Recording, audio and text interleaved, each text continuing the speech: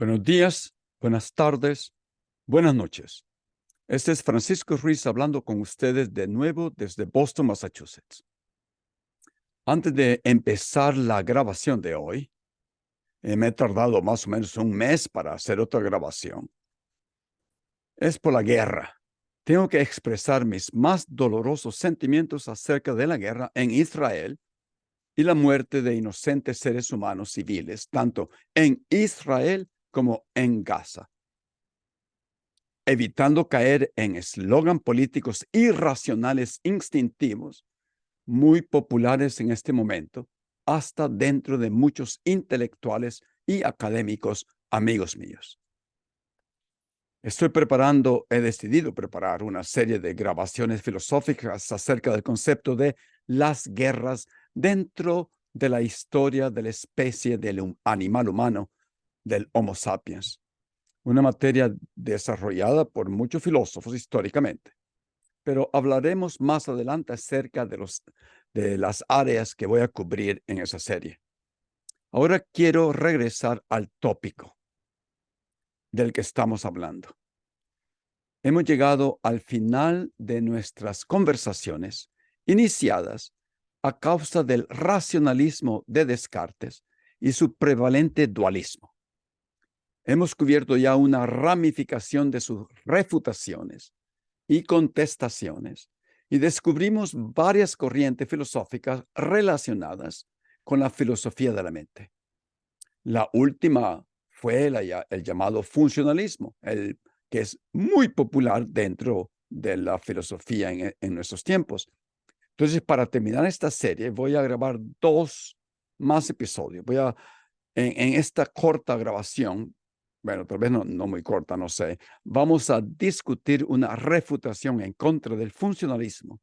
Hay muchas refutaciones, pero me voy a concentrar aquí en una de las más poderosas, citada miles de veces en la literatura filosófica, y se trata de un experimento mental propuesto por un filósofo estadounidense llamado John Searle. Se escribe Searle,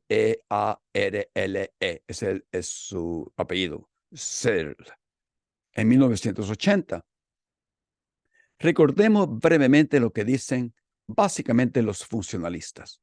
Ellos dicen que los estados mentales se definen por sus funciones, por su rol en un sistema cognitivo, por inputs y outputs, por lo que entra y lo que sale, por causas y por efectos, no por la materia física que pudieran tener. Ok. Algunos conceptos preliminares y básicos para entender este experimento mental que vamos a desarrollar hoy.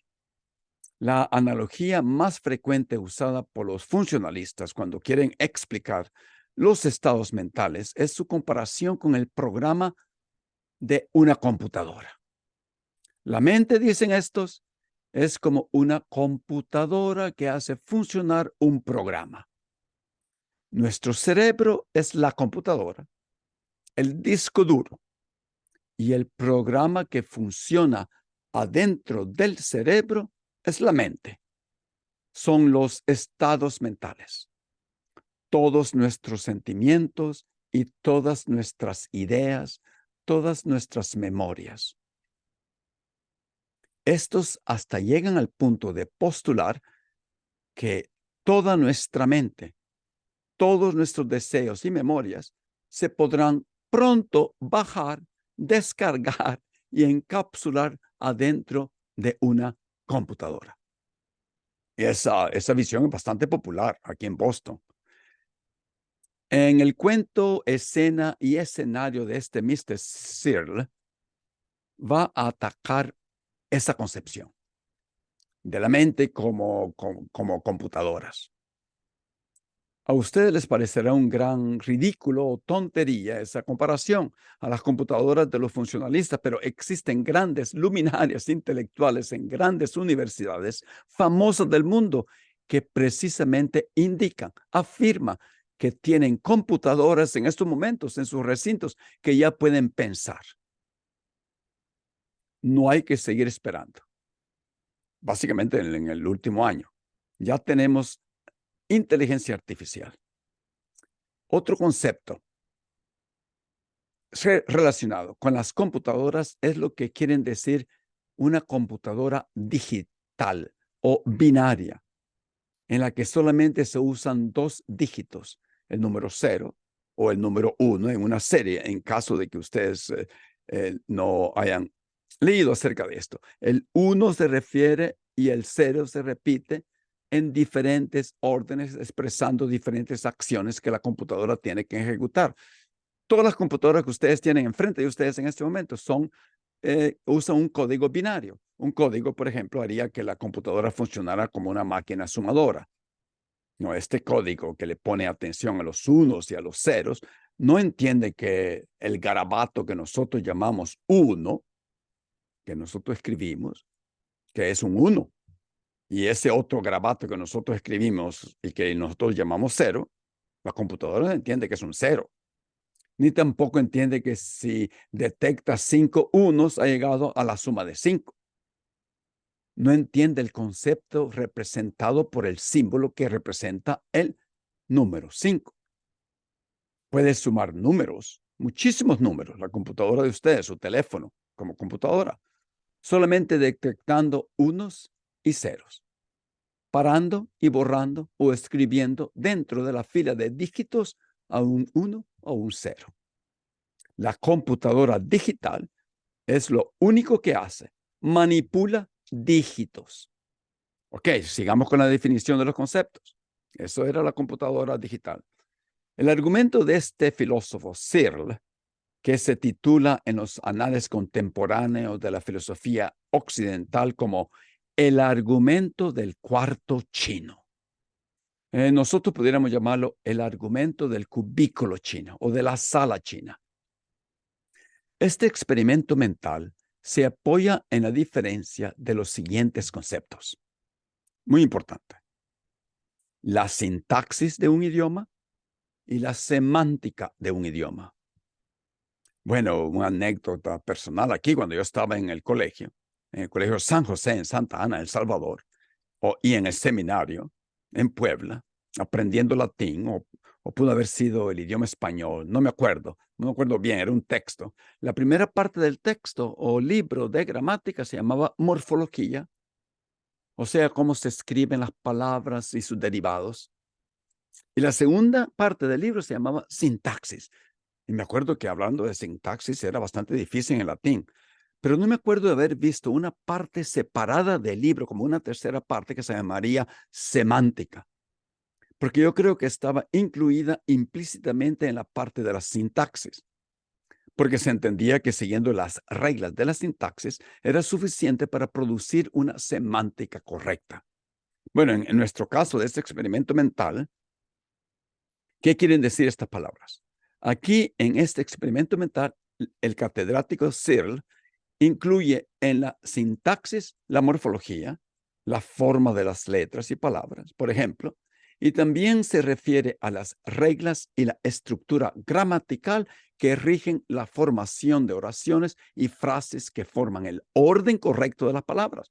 Por ejemplo, hablando de sintaxis, una mala sintaxis sería si yo digo pagar, quiero, no, lee, ella, dinero, en lugar de decir no quiero pagarle dinero a ella.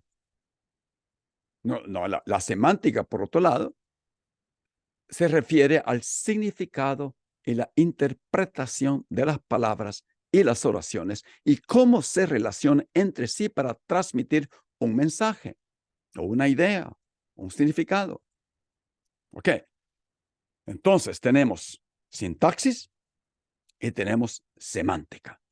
Conceptos claves para poder entender esta refutación, este experimento mental. Entonces, lo que este catedrático quiere demostrar es que las computadoras no tienen entendimiento humano, no pueden tener ideas y conceptos porque estos expresan significado, expresan semántica. Ok, empecemos. Este es el escenario, esta es la escena del cuento hipotético del catedrático Searle. Imaginémonos un escenario, una escena donde aparece una persona dentro de un pequeño cubículo completamente cerrado. Esta persona no habla ni entiende en lo absoluto el idioma chino. Solo entiende español, por ejemplo. El cubículo contiene un gran conjunto grueso de símbolos chinos en una canasta. También dentro del cubículo hay un libro de reglas escrito en español de cómo usar esos símbolos, o sea, un libro de reglas de la sintaxis de los símbolos chinos. No, el orden, por ejemplo, que tienen que llevar. Y hay una otra segunda canasta con más símbolos chinos. Una instrucción o regla en libro pudiera decir, ¿no?, en ese libro, escoge el garabato que tiene 3 rayitas verticales en la canasta número 1 y la combinas con el garabato de la canasta número 2 que tiene una flechita al lado derecho, etcétera, etcétera. Ok. Hay una ranura en la pared a través de la cual se pueden recibir papelitos con símbolos chinos escritos en ellos que, sin que la persona sepa, contienen preguntas escritas por la gente afuera del cubículo, y hay otra ranura en el cubículo donde se pueden enviar otros papelitos con símbolos chinos escritos en ellos. Esta combinación de símbolos chinos son las respuestas a esas preguntas. Es más, supongamos que los programadores de este jueguito son unos expertos y que la persona dentro del cubículo pronto aprende a manipular los símbolos chinos de acuerdo con las instrucciones del libro enfrente de ella, a tal grado que las respuestas dadas son idénticas a las respuestas que una persona nacida y crecida en China pudiera dar. Entonces, imagínense lo siguiente. Ahí está esa persona encerrada, barajando, dijera, pero yo creo que en El Salvador la gente dice barajeando. Bueno, barajando los símbolos chinos que recibe a través de una ranura, combinando esos símbolos chinos de una canasta a la otra canasta y mandando sus combinaciones de símbolos chinos a través de la otra ranura. No hay manera en lo absoluto que la persona encerrada, enclaustrada en este cubículo, después de tantos días de hacer lo mismo, pudiera salir del cubículo hablando y entendiendo el idioma chino. Ha entendido y aprendido la sintaxis, pero no la semántica, dice este filósofo. Entonces, este es el argumento. El argumento de Searle gira en torno a la idea de que, a pesar de la apariencia de comprensión desde una perspectiva externa, la persona que está dentro del cubículo no entiende realmente el chino. Simplemente sigue reglas sintácticas, el orden correcto de los símbolos, sin ninguna comprensión genuina del significado detrás de los símbolos. Bueno, la persona puede producir respuestas funcionales, ahí está la palabrita esa, sin entender el idioma chino. Por lo tanto, este filósofo sostiene que aunque de ese cubículo pueden salir respuestas correctas en chino, la persona encerrada en el cubículo no tiene una verdadera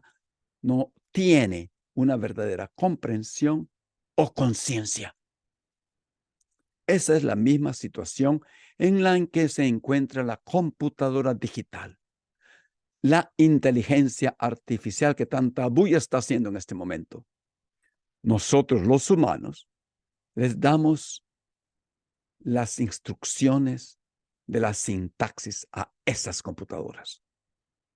Aunque muchos refutan que la inteligencia artificial de estos momentos, de la que están hablando en estos momentos, es una inteligencia artificial completamente diferente de que una computadora digital, y que la inteligencia artificial se llama artificial generativa, porque no solo manipula dígitos, sino también genera ideas nuevas, entiende esos símbolos. Bueno, Searle no concluyó en 1980, ¿no?, con este experimento mental que nunca podríamos crear una máquina que pudiera adquirir conocimientos, porque de alguna manera pudiéramos decir, algunos dicen, que nuestro cerebro se asemeja a una máquina, solamente que es una máquina biológica, sanguínea, esponjosa, pero es una máquina. Pero la conclusión es que esas computadoras binarias digitales nunca podrán adquirir conocimientos verdaderos, nunca podrán entender. Bueno, este argumento sugiere que el funcionalismo puede explicar los procesos cognitivos en términos de sintaxis, pero no puede captar una comprensión mental genuina. Bueno, este experimento mental ha tenido mucha trascendencia en el campo de la filosofía de la mente. Ha hecho mucha bulla. El argumento de la habitación o cubículo chino cuestiona la noción de que un programa de computadora o un sistema que sigue reglas formales pueda poseer conciencia, pueda poseer una comprensión genuina. Bueno, estoy consciente de que en estos momentos, para repetirlo, el impacto de la inteligencia artificial, una específicamente llamada inteligencia artificial generativa, ha puesto en mucha duda de si de verdad estos programas computacionales no adquieren comprensión genuina.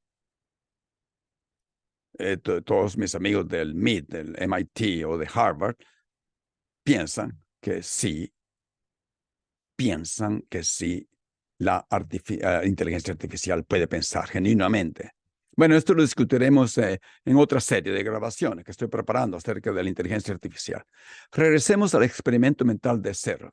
Searle sostiene que la mera manipulación de símbolos según reglas no equivale a conciencia o comprensión.